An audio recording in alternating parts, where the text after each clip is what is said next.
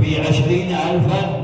قال الحسين عليه السلام: أنا جئت إلى محاربتكم أم أنتم جئتم إلى محاربتي؟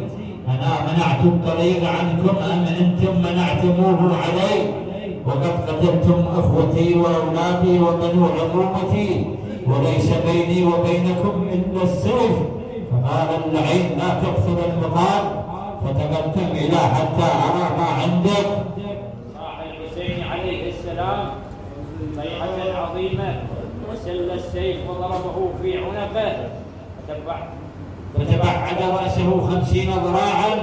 فاضطرب العسكر وصاح يزيد الأبطح: ويلكم، إنكم عجزتم عن رجل واحد وتفرون عنه. ثم برز إلى الحسين عليه السلام، وكان اللعين مشهورا بالشجاعة، فلما رآه العسكر أظهر البشاشة والسرور، فصاح به الحسين عليه السلام: ألا تعرفني؟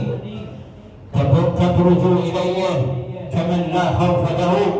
فلم يجبه اللعين وسل سيفه على الإمام الحسين، فسبقه الحسين عليه السلام وضربه على وسطه بالسيف فقده نصفين، ولسان حاله يقول: لا تفخروا بجنود الإعداد لها، إن الفضال بغير السيف لم يكنوا. يا جيرة اللغى إن انكرتم شرفي، فإن واعية الهيجاء تعرفني.